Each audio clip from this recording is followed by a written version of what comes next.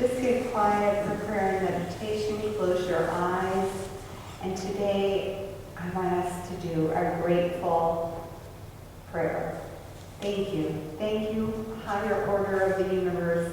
Thank you, God. Thank you, higher energy. Thank you. Thank you for life. Thank you for friends. Thank you for our body, our arms, our legs.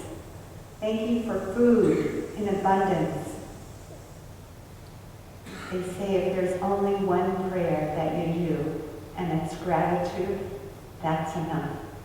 So thank you. Blessed be, and amen. It's always nice to be here with you all, and to not be on Zoom, but actually be able to see you and give you a hug and say, I'm so glad that you're here. So today's sermon is called The Power of Cheerfulness. I had two inspirations to write this sermon. The first is a short video, which I will show you later in the service. And the second was my 30-something year friendship with my friend Ruth. Walking with her as she has gone through hard times and walking with her during good times. I mean really good times, like selling their business for $30 million. And really bad times, like the suicide of her son's fiancée, who they had known since junior high. And then the amputation of her son-in-law's foot and lower leg when a car came racing across the set of a show he was directing in Hollywood, and it ran over him. He lost his leg from the knee down. Anyway, Ruth has walked with me too, through my good times, getting a publisher for each of my books, and celebrating with me when they came out, and through my bad times, having over 100 tumors in my brain, and having to go through a stem cell transplant, and being in the hospital for about 6 weeks. No fun. The worst part of the hospital stay was that loud machine dripping beside me. And it went 24 hours a day, 7 days a week, and it just about drove me crazy. In fact, I think it did drive me crazy a little bit. And my friend Ruth came to the hospital and comforted me. She paid for all of my hospital and doctor bills, so I didn't have to worry about them when I was trying to stay alive. She's a true friend. Yet even beyond all of this was Ruth's energy, her cheerfulness. One day I asked her if she had always been as cheerful as I know her. And she had to admit, yes, since she was a little girl. She told me she remembered her mom and her dad both telling her over and over again, Ruth, you are such a cheerful girl. And she was, and she is. Her take is, life is better if you let yourself be full-on cheerful. It helps, she says, and that's how she lives her life, cheerfully. So let's look at some definitions of cheerfulness. British author William Makepeace Thackeray defines it this way. Cheerfulness means a contented spirit, a pure heart, a kind and loving disposition. It means humility and charity, a generous appreciation of others, and a modest opinion of self. Then there's B.C. Forbes, the billionaire, founder of Forbes magazine, puts it this way. Cheerfulness is among the most laudable virtues that there is. It gains you the goodwill and friendships of others. It blesses those who practice it and those who it is bestowed upon. Merriam-Webster Dictionary, the quality of state of being noticeably happy and optimistic. Synonyms are cheery, gay, light, happy, joyful, joyous, buoyant, sunny and jolly. What does cheerfulness look like to you? Do you feel cheerful sometimes? And more importantly, what does that cheerfulness feel to you? And what's it like to be around people that are cheerful? Do you go in and out of cheerfulness, or do you live there? I think it's possible for us to live there. I learned that from watching and hanging out with my friend Ruth. I figure if she can do it, I can do it. And if I can do it, you can do it. So let's try to produce some joy and some cheerfulness right here, right now. Is it possible to produce cheerfulness? I think it is. So let's do this simple exercise. Everyone, put your hands up in the air as high as you can. Spread your fingers into jazz hands and do a little jazz dance. And bring them down. Feel the blood rushing into your arms and your hands. And we're going to do it again. This time, hands up, high as possible. Jazz hands. Good. And smile as big as you can at the same time. And be grateful for this wonderful life that we are all on this journey. Okay, bring it down. Do you feel any better? How about any cheer? That's what we're going for. Perhaps I want to share some thoughts to you, from British actor Stephen Murray. I think he speaks the truth. He says, in my experience, the naturally happy people are a product of their environment. The ones who spent their formative years in a happy, stable environment with little or no issues usually grow up to be happy. And that's how Ruth's family was. She had a very happy mom and dad who loved each other, and there was little conflict. Then you have the other side of the coin, where the child is brought up in a not so happy, not so secure, not so stable environment. This child will clearly grow up with a different attitude than the happy ones. But I say that doesn't matter. It's what you evolve into as an adult, your authentic, amazing, empowered self that matters. So, do people experience you as happy and cheerful? Or do they experience you as glum and depressed and always have a problem? How do you want to be? How do you want to live? Another definition is from Random House. Cheerfulness denotes an individual's actual mood and habit and disposition for amusement and laughter, including seeing the bright side of life and taking adversity less seriously. Which one do you choose? Do you want to be on the side of the coin of my friend Ruth, who certainly feels sadness sometimes, but more frequently lives in cheerfulness? Or do you want to be on the other side of the coin, like Anna Marie Mark, a freelance author I found on a website that allows you to ask any question and someone will answer it. So here's her question. My life is so perfect. I'm pretty much always happy, but I feel like it's unfair that I'm so extremely happy when so many other people seem so sad and angry. What should I do to get rid of my guilt and enjoy my happy? Any thoughts? Sure, comes the answer. Here are some solutions to your problem, guaranteed to make you miserable. Number 1, borrow money from some mafia group and don't pay it back. Number 2, take on a toxic addiction, whether it is gambling or alcohol or drugs. Number 3, have an affair with someone who's already married. spend all of your holidays by yourself as he or she spends them with their partner and children. Number 4, marry a gold digger or a narcissist. Number 5, visit violent no-go zones in Sweden. I looked that up. What are no-go zones? They are so dangerous and violent that the police refuse to go in and respond to 911 calls.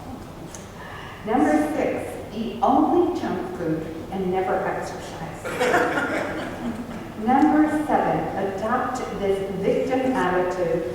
Life just happens to me and I have zero impact on it. Number 8, whatever anyone says to you, contradict them with arguments and make sure you contradict yourself as well. Number 9, argue with everyone and even threaten them if they won't let you win at Monopoly. And finally, number 10, never smile. In fact, get lots of Botox on your face to the point that your jaw is just completely paralyzed and you begin to drool. Jokes aside, you can't save the world. You are not responsible for other people's state of minds or their level of cheerfulness, but you are responsible for yours. And we do need more smiling people. And we can encourage that just by smiling at people ourselves.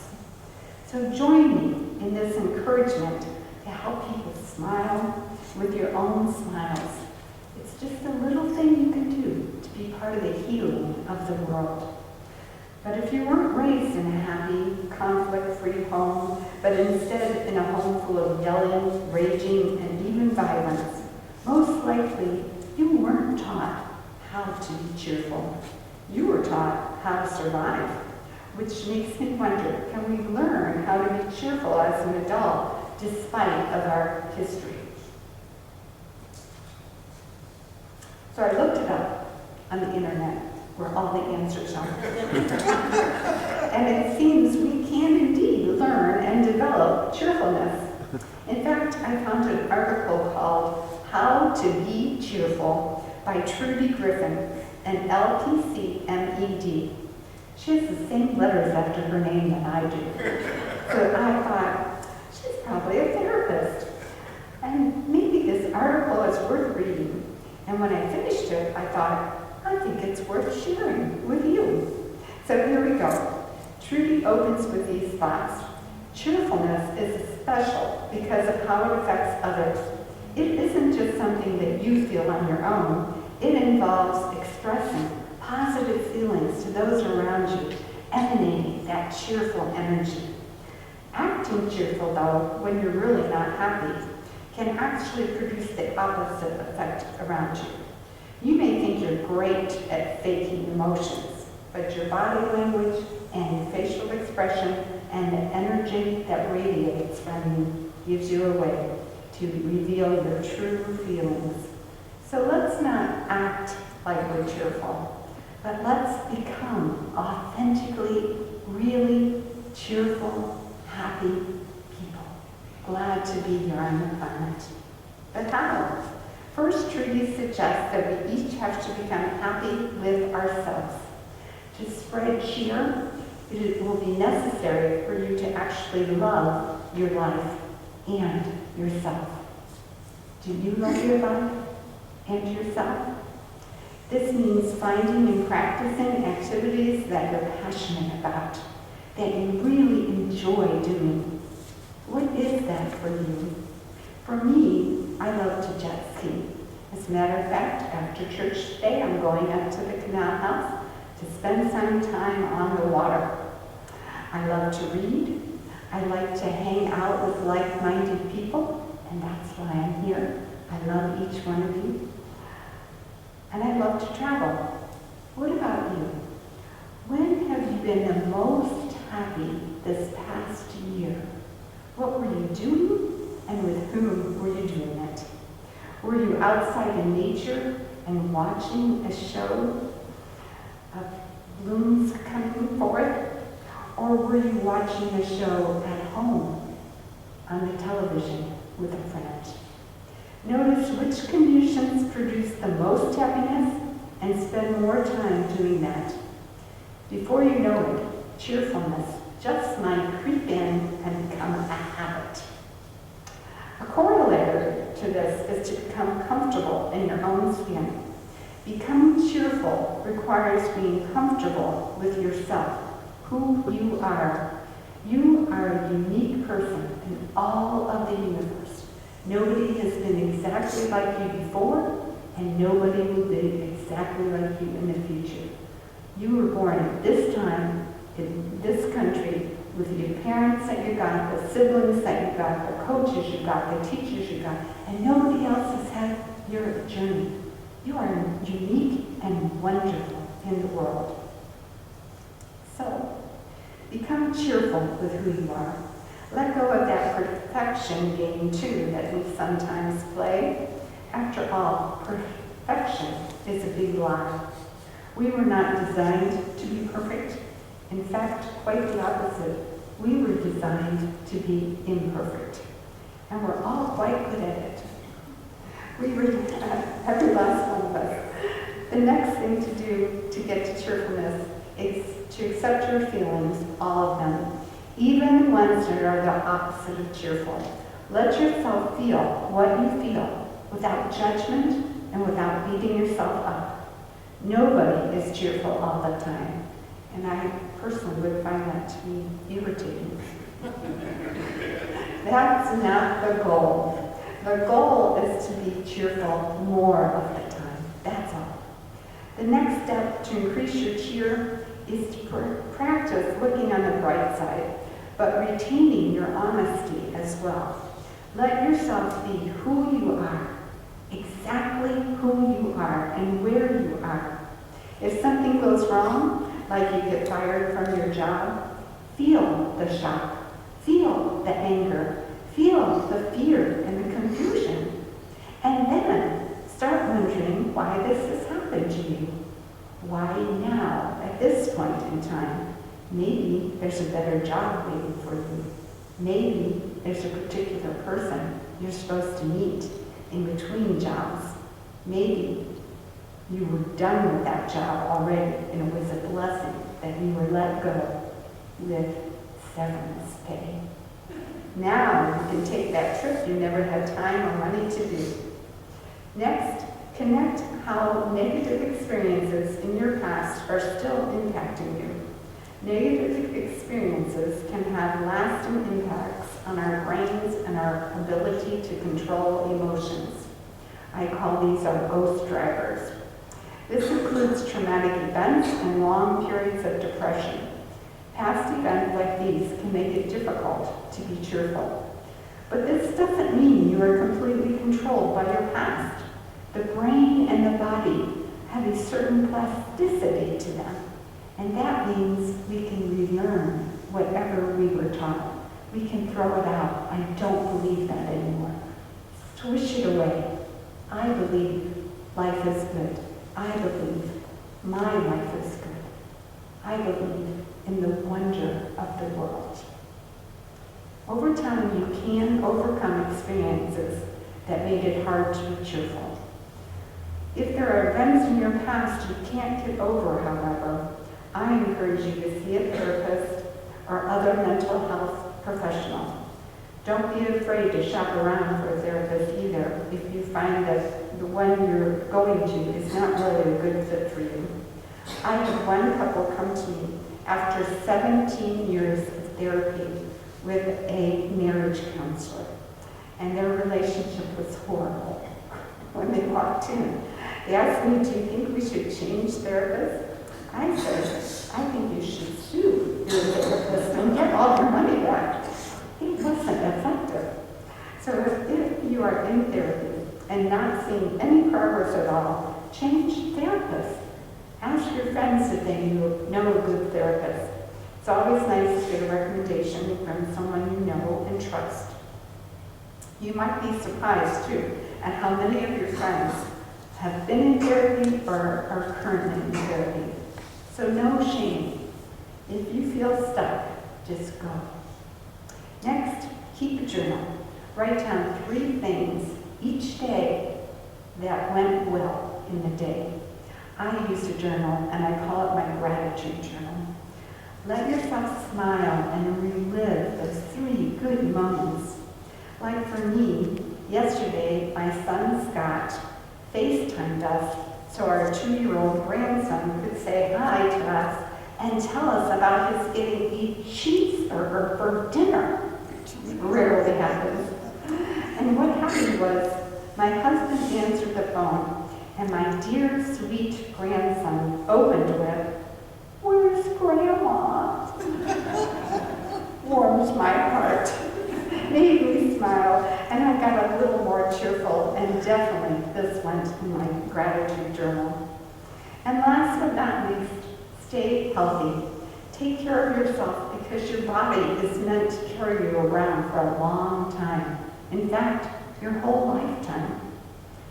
It lets you run and laugh and stretch and do jazz hands. It lets you dance. It's your vehicle, the only one you've got. My motto is, take care of it. When you're hungry, eat. When you're tired, sleep. Try that on. Only eat when you're hungry and sleep when you're tired. The bottom line is, if you want to be a cheerful person, you must take care of your body and your soul. Be good to yourself. Be kind. Be gentle with yourself. The next part of the sermon is about how to behave cheerfully. The biggest thing is to smile. To smile at everyone you meet. Be friendly. Be outgoing. Extend your hand. Be the first to say hello. Compliment freely and smile freely. Imagine if someone is new here at this fellowship, visiting for the first time, or someone at work, or someone at school, and they have just moved here from another state. You might invite them to come to lunch with you, to include them. Chances are they don't know very many people in this area, and they will really appreciate you reaching out to them. And remember, do things you enjoy. It's easier to be cheerful if you are enjoying life. For me, I do a German lesson or 2 every day on Duolingo because it's fun. And I didn't know it, but I found out they keep track of how many points you have done based on how many lessons you have done for the week. And the person with the most points at the end of the week wins. And I won. Last week, and I thought, oh my gosh, they must be going to send me a certificate, a $5 gift card, or something. But it turns out what I won is bragging rights. That's it, which made me smile, because all that extra time and effort I put into my lessons last week just ended with my learning German, which is what I wanted most in the first place, which made me smile. So now I want to play for you a video. It's a short video, and it is what has inspired me to write this sermon.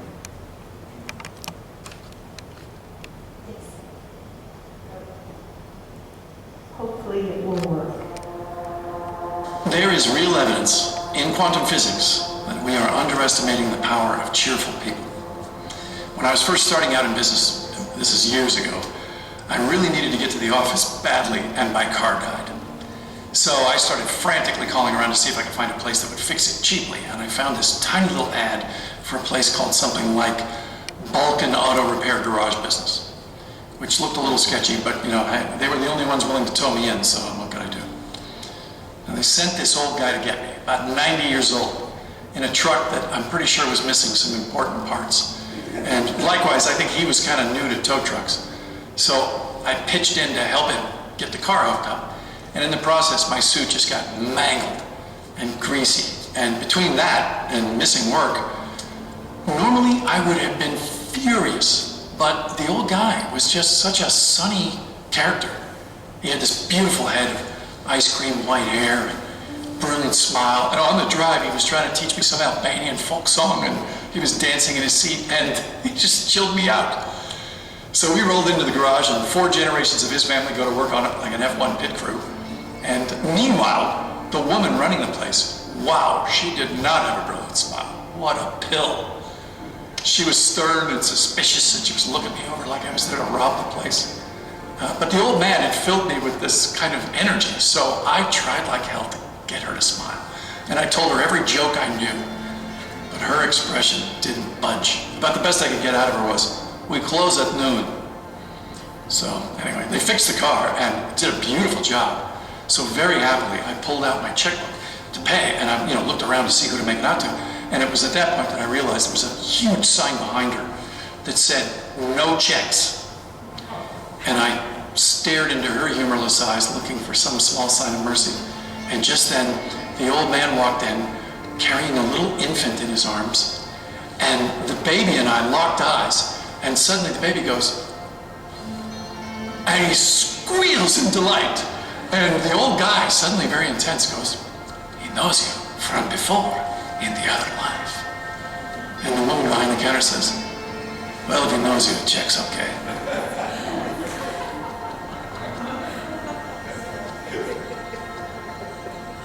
I was just about to get in my car and go, and the woman finally cracked a smile and said, "We're closing for lunch. You hungry?"